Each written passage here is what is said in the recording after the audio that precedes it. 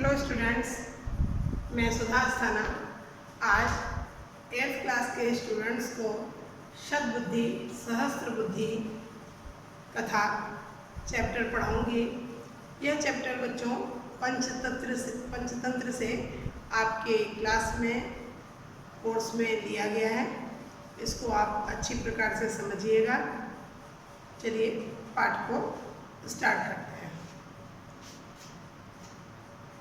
कस्मश्चित् जलाशये शतबुद्धि सहस्र बुद्धिश्चेति दो मत्स्यौ निवसतः स्म। कस्मश्चित् का अर्थ है किसी, जलाशय सप्तमी विभक्ति एकवचन का रूप है, यानी तालाब में।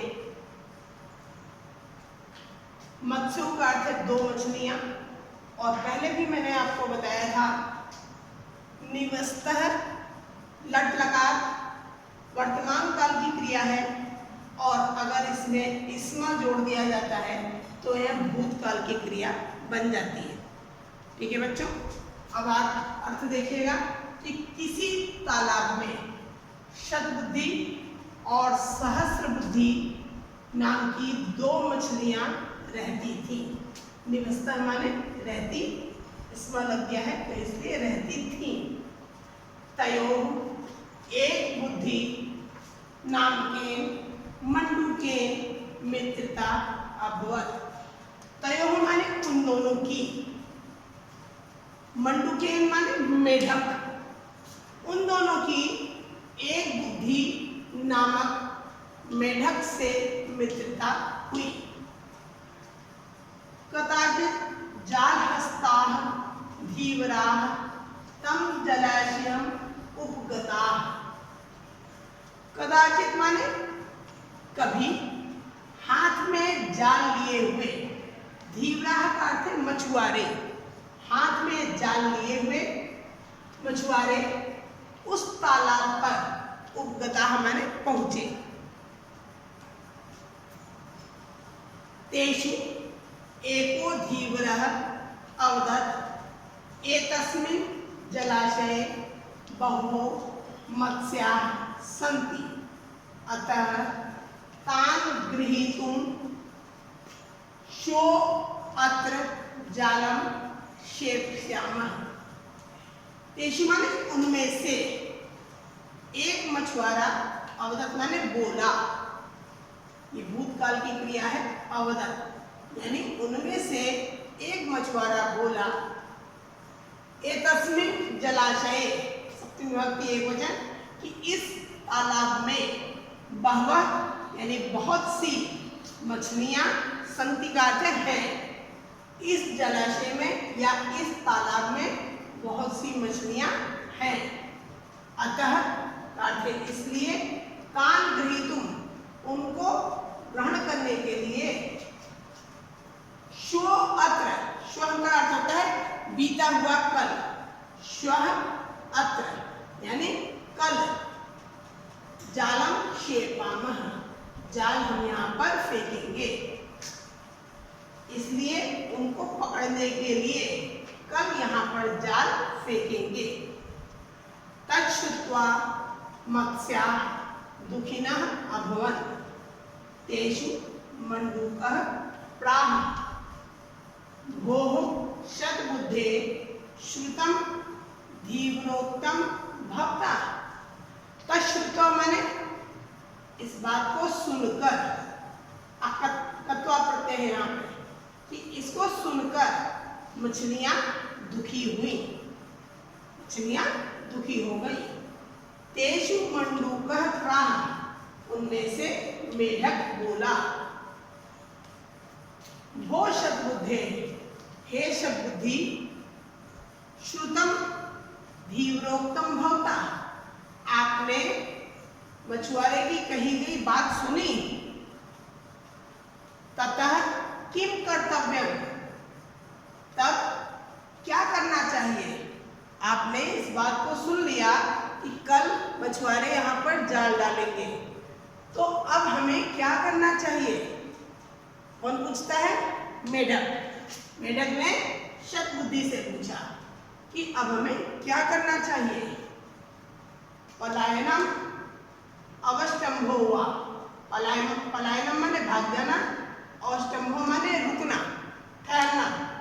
पूछता है मेढक कि हमें यहाँ से भाग जाना चाहिए या यहीं पर रुकना चाहिए।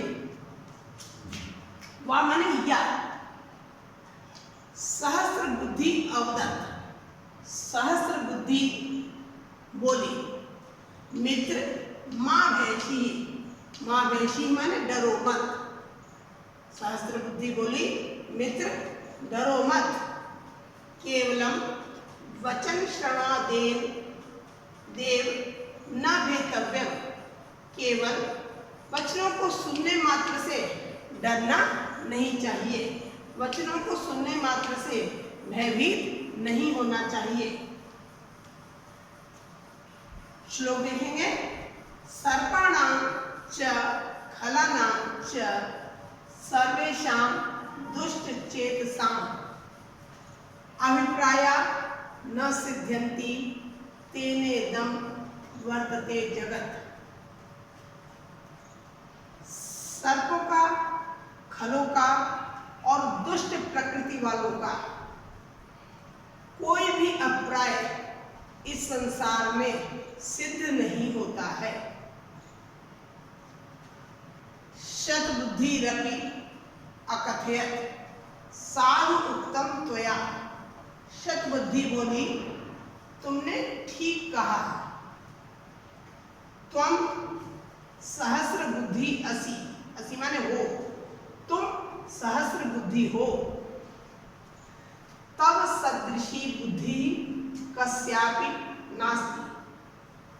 तुम्हारे जैसी बुद्धि किसी की भी नहीं है। कस्यापि का संधि विच्छेद देखिए, कस्य प्लस अपि, और नास्ति में न प्लस अस्ति। तुम्हारे समान बुद्धि किसी की भी नहीं है।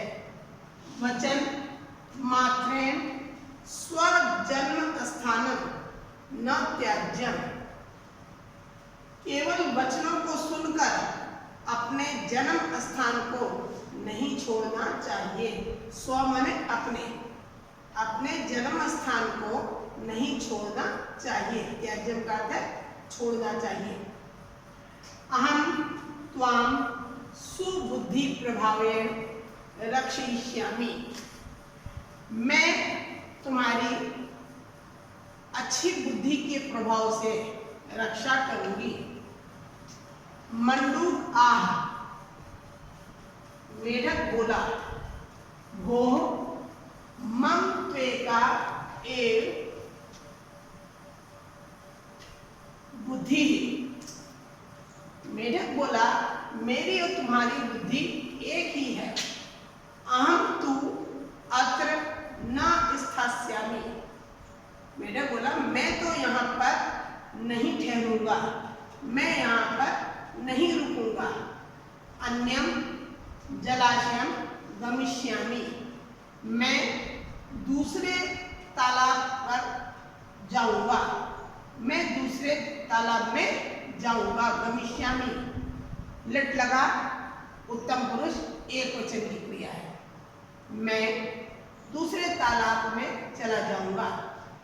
एवं उक्त्वा सह अन्य जलाशयम गतः।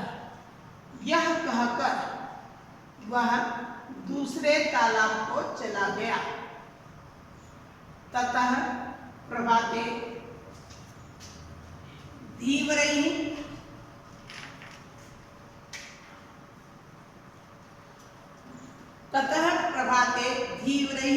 आगत्य जाल मध्ये मत्स्य कूर्मः मंडूकः कर्कटादयो निगृहीता। दूसरे दिन सुबह सुबह मछुआरों ने आकर जाल में मछलियाँ, कछुए, मेढक और केकड़े आदि पकड़ लिए। मत्स्य मछलियाँ, कूर्म माने कछुए, मंडूका मेढक और करकट यानी केकड़े जाल में निगृहीता माने पकड़ लिए। शतबुद्धि सहस्र बुद्धि मत्स्यम अपि निगृहीतो। शतबुद्धि और सहस्र बुद्धि दोनों मछलियां भी पकड़ी गई, जाल के बीच में पकड़ ली गई। अप्राणे सुखम गच्छत्सु धीव्रेषु एकस्य शिरसि आरोपितम शतबुद्धि अपरस्य हस्ते प्रलम्बमानं सहस्र बुद्धिं चालोक्य मण्डूकः स्वपत्नीम् अकथयत्। अप्राणे यानी दोपहर बाद सुखपूर्वक मछुआरों के जाते समय एक के सिर पर शतबुद्धि थी और दूसरे के हाथ पर लटकती हुई, प्रलम्बमानं माने लटकती हुई सहस्र बुद्धि को देखकर, चालोक्य च प्लस आलोक्य, देखकर मेढक अपनी पत्नी से बोला। मेढक ने अपनी पत्नी से कहा, शतबुद्धि शिरस्थो अयम लंबते च सहस्रधि एक बुद्धि हम भद्रे क्रीडामि विमले जले।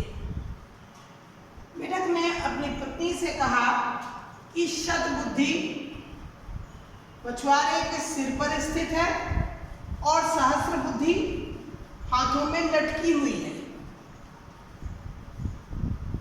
और अपनी पत्नी से कहता है कि हे भद्रे, मैं एक बुद्धि इस स्वच्छ जल में क्रीड़ा कर रहा हूँ, एक इस स्वच्छ निर्मल जल में मैं खेल रहा हूँ।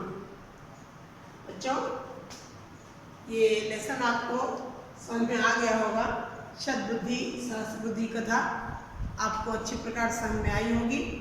और अगर कुछ भी आपको ना समझ में आया हो, कुछ पूछना हो तो आप मुझसे पूछ सकते हो।